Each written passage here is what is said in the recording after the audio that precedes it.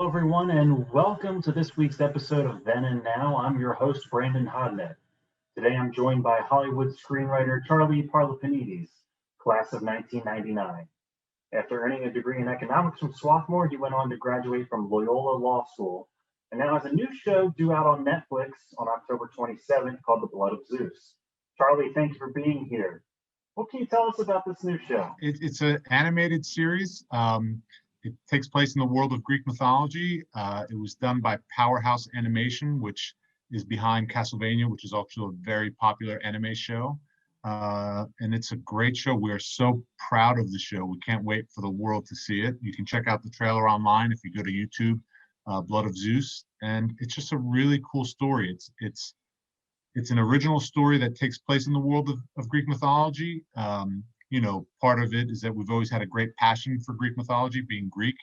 But whenever you pitch executives, kind of the traditional stories, their eyes kind of glaze over and they feel like they've been there and done that before. So what we kind of decided was, well, we can create an original story that takes place in this world, use all of these characters, kind of have the same tropes and archetypes, but tell a new story. And it's just great. It's just great. And if you really know your Greek mythology, you'll understand what we did with the story. But it's a story of the bastard son of Zeus, and basically Hera, who was always the very kind of logical god and Olympian. The only time she would act crazy is when she found out Zeus was unfaithful, and she'd always try and kill his illegitimate children, like with Hercules, all the way down the line with even like Apollo and his sister. She was always, out to kill them. And so when she finds out this bastard son is out there, she wants to eliminate him, but Zeus actually needs him to do something for him, something important, and kind of undo a mistake he made. And it's just this great story, and we're just super proud of how it turned out. Our director, Sean, did an amazing job. We had amazing artists working on it, both here and in South Korea. And we had an amazing cast, and couldn't be more proud of the show. Can't wait for people to see it. Awesome. I'm looking forward to checking that out. And you dove into the world of Greek mythology before with your screenplay for Immortals, right? Yeah. I mean, the business, since we sold our first script in 2006, the feature business has changed a lot. That first script we sold was a heist script, but kind of what happened around 2007, the DVD market started to really dissipate. And it used to kind of be in our business that whatever you did at the box office, you would do a similar 1-to-1 ratio on home entertainment. So if you did $100 million at the box office, you would sell $100 million in DVD. But around 2007, that really started to change. And now you're lucky to do 30 or 40% of what you do at the box office. So the studios had to find a way to kind of make up for this lost revenue. And so they started making fewer films and started focusing more on big tentpole IP-driven stuff. And part of it is, as writers, we don't own any IP. We don't own the rights to any comic books or have this kind of catalog of source material we can pull from. But Greek mythology is public domain. And so we said, oh, well, we can create something that has big appeal that can be almost like a tentpole film, but work within this sandbox. And so yeah. And so basically, that was just a way to kind of deal with the market forces and still tell a story that we were passionate about. And it's just crazy to think that came out almost 10 years ago and how fast time flies by. But as you just see that that was just a fun, great project and a fun thing to be involved with. Yeah. How meaningful is it for you with your Greek heritage to be able to, to work in that sandbox of the Greek mythology? It's great. It's great. It's the stories we grew up reading, stories, we grew up loving when we would go to Greece and actually go to some of these places, go to Olympia and walk on, these places where these stories were set. It always just really, just rung true. It's something we felt deep in our bones. And so it's been a joy to be able to go back and play in these arenas. We've written all kinds of stuff, but I think also too, part of it is because people do like Greek mythology and there is an affinity for it. That's why these are the projects that have always kind of come to the forefront. So it's great. It's great. Feel very blessed. What's it like, having your script picked up or having your series appearing on Netflix? I mean, Netflix, it just seems like Oh, it's a juggernaut in my opinion. Like, what's that? It's amazing, and what's great is that it affords you the opportunity to get in front of so many eyeballs. Like, we were in Greece 2019, and we were in this very small village, a small Chorion in the middle of nowhere. You know, they didn't have a movie theater, you know, for 20 miles away. I asked them where the closest theater was, but people would go to the village square, the platea, and these young kids had free Wi-Fi there, and they were watching Netflix. And I was just amazed by the power of Netflix. Like, this is a remote village a village in the mountains of Greece, and yet they had Wi-Fi and they were watching Netflix. And I think, you know, part of it is, you know, it used to always, you know, be the goal. People would aspire to see their movie on the silver screen, but I don't think that applies anymore. You know, I think in 2020, you know, content has changed so much. It's just about getting to tell the stories you want to tell and then getting it seen. And Netflix affords, you know, us that luxury, you know, 100-fold. And we love working there. We love the way they work. We love the executives there. We love going to the offices on Sunset. You know, it's just like that place is a juggernaut. And it's amazing. We feel very blessed we have, you know, another project in development there, a feature. We feel blessed to be able to work there. And the way people watch and consume content has changed. It's very different than, you know, what it was for us. I remember being a freshman and going to the movies or seeing a movie on campus, and now people just watch things on their computer and their phones. And I think for younger people, you know, their experience with movies and content is very different than what, you know, myself, my brother, you know, people from our generation, you know, had growing up. Yeah.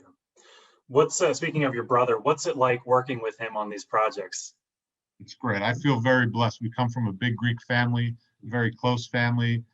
We always had that immigrant mentality, you know, our family being immigrants, and, you know, we had family businesses where we grew up working together. We grew up at the Jersey Shore, and our dad had a hot dog stand, and before that he had a diner, and we had a parking lot, and we all worked shifts and worked together. You know, and so for us, it's a blessing. Like, and, you know, I always, you know, tell people I'm the luckiest guy in the world. You know, my brother and I, we sit in our office. I get paid to sit in a room with my brother and make stuff up. I mean, we should all be so lucky.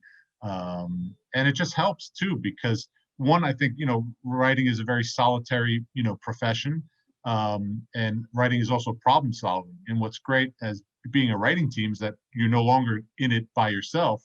And two, we can just bounce ideas off each other, and we're sounding boards for each other. And sometimes, you know, I might have half the solution or don't have any solution, but I say, like, well, this is why this doesn't work.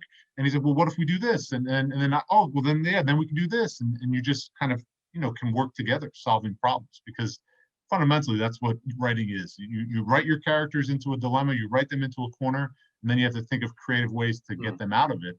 And it just helps to have another person. So very lucky and very grateful that I get to write with my brother and work with my brother. That's awesome. I know for a lot of people, working that closely with a sibling would be a struggle, but it's good to hear that you guys get along great. And it's, you know, thank God our family has always been super close. And, you know, I know, you know, sometimes people might not get along with siblings. We've always just, you know, we always root for each other. We, you know, want the best for each other. And when we work, you know, we always say it's never about ego. It's about best idea wins. And if he feels very strongly about something, then great. I'm happy to concede. If I feel like, no, it definitively should be this way, you know, he'll concede. Now, part of it is like, writing isn't, you know, it's not a hard science. It's not arithmetic. It's not like, you know, 2 + 2 = 4. With writing, there, you know, there are some parts of it that are objective, but lot of it is also subjective. And so, you know, thankfully our sensibilities are similar enough. You know, we watched all the same movies growing up with our dad, and our other brother, you know, so it's been very easy. We're very lucky that way. what, if you can kind of describe in detail what your work process is like what does, you know, from start to finish of one of these episodes in this series, what does that look like? Well, you know, it always starts with the power of an idea. And so part of it, there's always this period of kind of brainstorming and doing research. You know, research is your friend. It's just like Swarthmore, like, you know, we'll almost make a syllabus of like, okay, like we have this idea, this is interesting, but then let's read these, you know, 5 books and watch these 5 documentaries and really, and talk to people that either live in this world or are experts in this world, and you just start to feed the machine. And then once we've cracked like the idea, and we have, what we'll do is, we're not like, there are people that are very vigilant about outlining. What we'll do is, as long as we know the major plot points, we get them up on the board, we'll put cards, we'll write cards that kind of the important scenes that we know. And then what we'll do is we'll just divvy up scenes. Okay, and we say, okay, well, this is the story we've kind of cracked. These are the main things that are going to happen in this episode. This is the, kind of midpoint turn, and this is the cliffhanger, and this is the main problem we're trying to solve. Then we know that there's a certain amount of scenes that are falling in between. I'll take this scene, he takes that scene, we work on them, we then trade, we revise each other, and then you're just laying down track. And you're always revising, rewriting, talking about like, hey, I know we had said like at this point, they're going to accuse the mother and they're going to rough him up, but it doesn't work because they know each other, whatever problem, and then we'll just talk it through. We probably drive our wives crazy and the people at the Coffee Bean we used to go to, because we'd always be talking and talking and talking, very animated, but it's just a very free-flowing process. And the biggest thing that, David Koepp always says, he's an amazing writer. He wrote the adaptation for Carlito's Way and Jurassic Park and Spider-Man. He always said that it can't be like based on creative impulse. This is a job, and being a writer is actually a very blue collar job in the sense that like you check in at 9 in the morning and you write till 6, and you do that every day. And even, Oliver Stone says writing is ass plus seat. Like you just have to sit down and do it. And, there isn't some use that, of course there are things that inspire you, but part of it is just writing and rewriting and revising and willing to just do the work and put in that sweat equity to get the story out. Yeah. So it's not really like, if you saw our daily day, we have an office, but we haven't been there since they locked things down in March. We got a shelter at home order here in California. But we show up, we talk about, the story, then we both go off, write scenes, and then, and then we're just trading back and forth, but it's really not that interesting. It's just us. And then in between, we'll take a break and watch some funny videos on YouTube, or, we'd always, find something to distract us for a little bit, and then you jump back in, Nice. And so from start to finish in that whole process, does it take like a couple weeks, couple days to write an episode, couple months? What? It took us about 9 to 10 months to write all 8 episodes. Okay. Now, with anime, it's 20 to 22 page scripts. So those are much, much shorter than writing a feature or even a conventional 1-hour pilot for TV, which is an hour, which is usually 50 pages. So, I think part of it is we looked at it as 160 pages is just like a long feature. A feature script is usually anywhere between 100 to 120 pages. Maybe it can be a little bit longer. So for us, it was like writing a movie, a feature. And so, but then, it took us 9-10 months to write all the episodes, but then we were constantly revising them. You're constantly tweaking, you're constantly trying to plus it, because then what happens is after this, we had the kind of locked scripts. We then did the voice record, where you have all the actors come in, you record them, saying the lines in the script. But then the animators start the process of creating thumbnails and boards. So they'll create a version of the episode. And part of it is when you see that first version, like, well, hey, we don't need this line here. We can cut out. We don't need even this part of this scene. What's great in animation is that you can also then move lines around from other episodes, and you can create new moments, on the fly. And so we were constantly revising, and then we had a session where we did some ADR, which is additional voice recording, where there were some new lines we wanted to drop in and put into the show. So you're constantly, kind of tweaking and working on the script. There's never like, this isn't the theater where you write the script and that's the script, and not even punctuation can be altered. Yeah. Like, it's much more fungible, and you're just trying to make it as alive and realistic as you can. Huh. And are you like writing in like camera direction and stuff? I know it's an animated film, but like that kind of does that go into this process, or? You always write some, your job as the writer is to help the reader visualize the story. Some people kind of frown on, and like if you go on film Twitter, you'll see some people are adamant and aren't like, no, you are not the director. You're not supposed to say that it pans this way, but Yeah. what we've always said is we try and sell the scene, and whatever moment that is, we want the reader to feel that. And sometimes, Sean, again, our director, was amazing. He would follow the direction we had in the script. Sometimes he came up with things that were 1,000 times better. And the fight we wrote, or the scene, the way we laid out the kind of geography of it, he came up with something 1,000,000 times better. And so it's always just about, again, every step of the way, trying to take what the inception was, the kernel of idea, and making that the best version of it that it can be. What makes the Hollywood script great? What are some of the factors that make for a great script? Well, I think it's a combination of a couple things. You need a great idea, a great story, a great hook. You need great characters. And then you need some element of truth that hits home. Like, fundamentally, a story is about conflict and about certain themes. And how well that conflict and that theme is executed and resolved is what, makes it work. And just like, you just think of all your favorite films, there's always some dilemma that the character is trying to solve, and they have to grow, especially in a movie. A movie, there's a beginning, middle, and end, and there has to be something that's resolved, and something about the protagonist that they fix or figure out. And that's why, movies, feel like it's a single serving. TV shows, those stories can arc out for years. There's things you can set up that go unresolved. But with a movie, you need to figure out what has changed, and what does the character have to figure out and fix in themselves to overcome the conflict of the story. But I do believe that the power of an idea, if you have a great idea, or the power of a great character, or a great struggle, or something that seems something that there's no way this can be resolved, but then they resolve it in a clever way that you're like, oh, and then you're like, of course it had to end that way. Those are always the best, and that's what you always strive for. But as much as we think we know what goes into a good script, as many experts will come out and write books and give lectures, there's part of it that is just kind of intangible, and you either land it or you don't. And it's who knows. We had a meeting with Sylvester Stallone once, and he, a couple times, because we were almost going to do a project with him, and he said, writing, he goes, oh, that's hard. It's like having homework every day. But he goes, the one thing I'm proud of is that in Rocky, it's one of the few scripts I wrote where everything builds to the end and it all resolves to that ultimate climax. He goes, I got that on the first one, and I've been trying to do it ever since.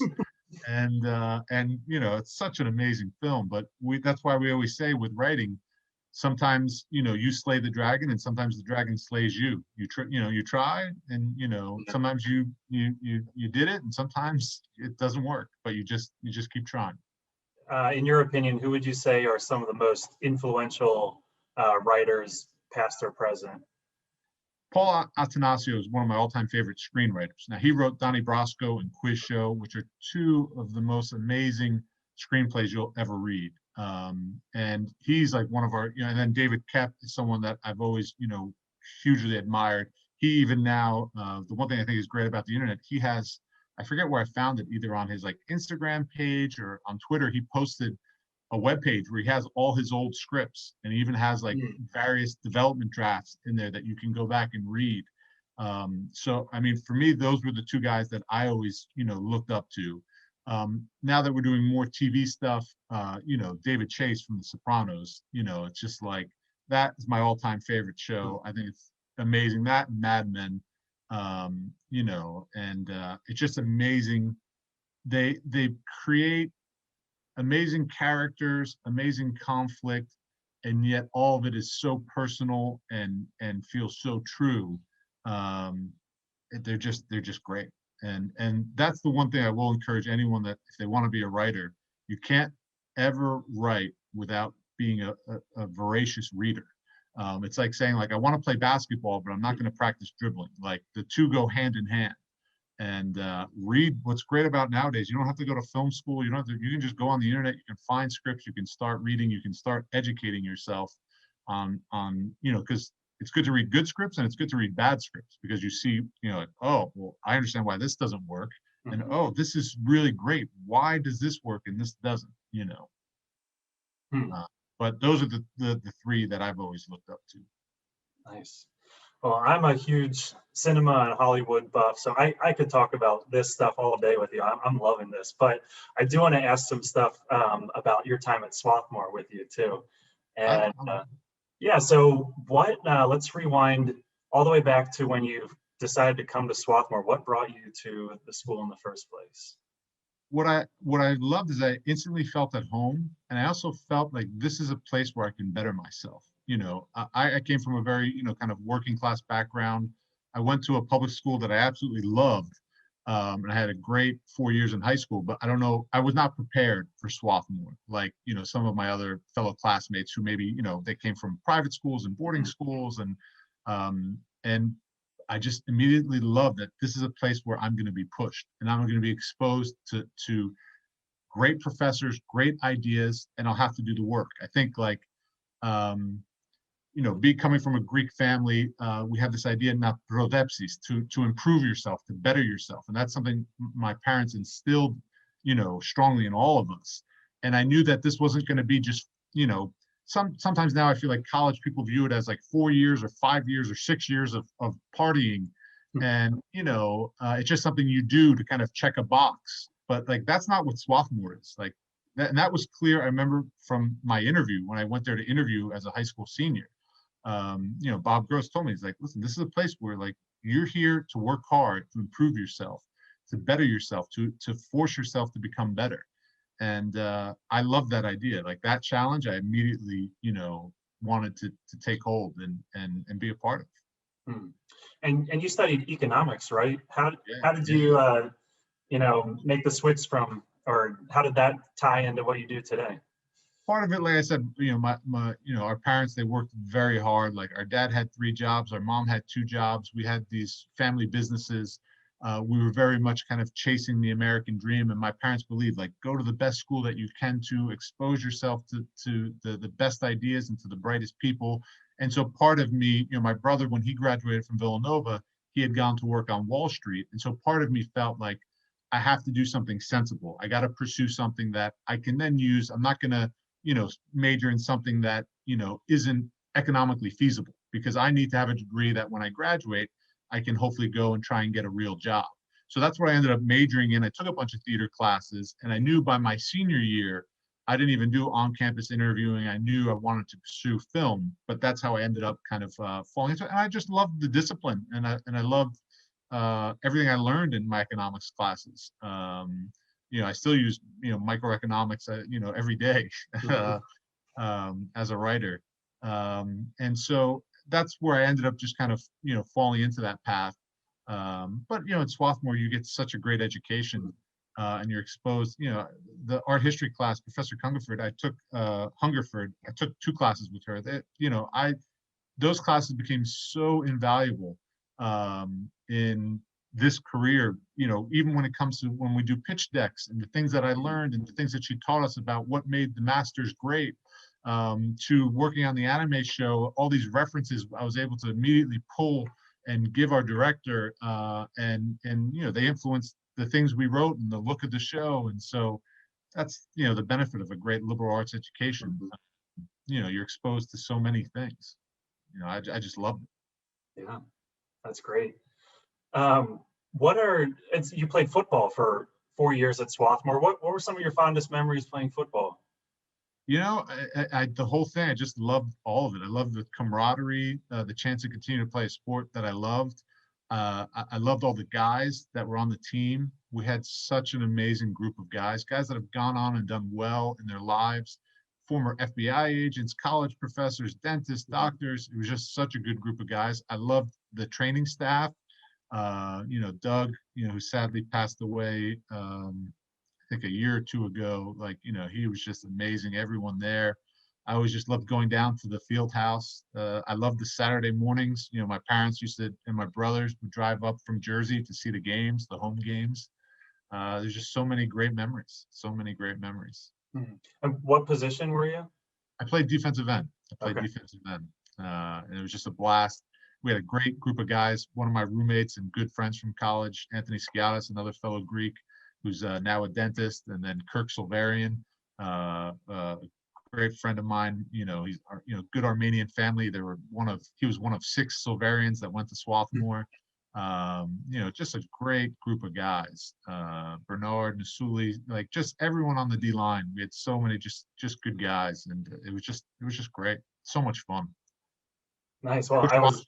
Washington was a gem. What's that? Our position coach, Coach Washington, he was awesome. He was great. He had some great lines too. He always said like, if you can't dance, you can't play D line. Fat kids play O line. D line is athletes. D line are athletes, and I still say that to people now. That was Coach Washington's line. That's funny. You got to be nimble on your feet. That's in D line. Well, I was going to ask you if there were any classmates or teammates that you wanted to give shout outs to, and you did give some. Anybody else you want to? I loved all the guys, like guys that when I was a freshman that were seniors. I was lucky enough to start as a freshman. There were some great guys on that team. Nick Milligan, Jimmy Hunt, who are both lawyers now.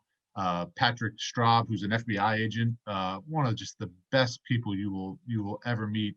There were just so many good guys, upperclassmen. And then when I became a senior, I really thought the young guys that came into the program, Joe Corso, there were so many. That's the best thing about Swarthmore. The people that, the education, you will not get a better education. It is world class. The professors are amazing. They're world class. Your ability to interact with them. But then the other kind of big takeaway for me is that the people that I got to know and be around at Swarthmore, you just can't beat it. They're just highly motivated, genuinely smart and sincere people that you're just proud to call friends and fellow Swatties. And I found that to be true for the people on the football team and the people, at Swarthmore. Brian Bell, my roommate, and a guy I played football with, just such a good guy. And it was great because not only was it the guys on the football team, but the guys that worked the chain gang that were all the basketball players, Joe Cully and Greg Holtmeyer, and they were all friends of ours. Them being down on the field, it was just awesome. And just so many good memories. I loved every second of it. And I loved, my 4 years at Swarthmore. Worked my butt off academically. There wasn't a weekend where I wasn't, studying or writing a paper. Mm-hmm. But, I always say, like, if you can't have fun in college, that's your fault. Like, I worked very hard. I took school very seriously, but you're still in college. So, and it was just a great balance between school, football, and the people that we got to know while we were there. Wow. So Charlie, one last question, just kind of to sum everything up and wrap things up. Looking back on your experience, what do you see any ways in which it's shaped or influenced who you are today? I say this to my wife. I say it to people all the time. I wouldn't be who I am without the experience I had at Swarthmore and my experience at Swarthmore playing football, because I learned how to work hard, be disciplined, and push myself in a way that I think, often now, I don't know, even in our show, the ancient Greeks believed you should push yourself and strive for greatness and strive for excellence. And I think nowadays, this idea of striving for excellence, I don't know if that's maybe pushed to the forefront as much as it used to be. But when I was at Swarthmore, excellence was demanded of us in the classroom. It was demanded of us on the football field, even though we weren't that good. We went 5-5 my freshman year, and then we didn't win a game the next 3 years. I'll never forget getting on the bus after my freshman year, the last game. We played Washington and Lee down in Virginia, and we won 2-0. It was a monsoon. Yeah. And they had a play where they had their quarterback in a shotgun and the snap went over his head. And all of us defensive linemen were running, diving, trying to get the ball. And it ended up squirting and going out the back of the end zone. And that was how we won the game. And I remember thinking, like, I'd come from a very good high school football program. I remember thinking, like, 5-5, wow, that sucks. Like, I've never been on a team that didn't have a winning record. And that was the last win we ever had. But everything I learned at Swarthmore made me who I was, and I just learned to never be afraid to just push harder and work harder, and not be daunted by a challenge. And I think that's what I took away from Swarthmore. You come out of that place, like, again, it's a very esoteric, cerebral campus and location, but it's like boot camp. It's like Paris Island for your mind. You come out of there, you're chiseled steel. and you're just ready, or at least I felt, that's what I felt it did for me. I was like, okay, like the gauntlet's been thrown down, I survived, let me get out in the world and do something. And that I just found was invaluable. And that's what college is supposed to be. It's supposed to be about going somewhere, bettering yourself, and preparing you to go out into the world and try and do something. And I think that's not necessarily true at other places. And I don't mean that in like in a condescending way or bragging, but Swarthmore, it is what college is supposed to be. Charley, thank you so much for talking with me and for taking the time. I really enjoyed this interview. Me too. I loved it, and I wish everyone at Swarthmore the best, especially during this very kind of surreal time. And I always, I forget which general said, in World War II, like, I have a special mission. I need top men. Get me Army football players. And I totally like mangled that quote, but I've always felt like if you really need someone that is top notch, give me someone who played sports at Swarthmore, and that person will get the job done, because they've shown that they have the grit to handle the academics. Multitasking to play a sport and be at Swarthmore is very hard. And so I think like everyone that I got to know on all the sports teams, the male and female teams, I just have so much respect for them. There are so many talented, male and female athletes that are just amazing people and are doing great things. And I'm proud to be part of that small club. That's great. Charley's new show, The Blood of Zeus, comes out on October 27th on Netflix. Appreciate it. Thank you for the support.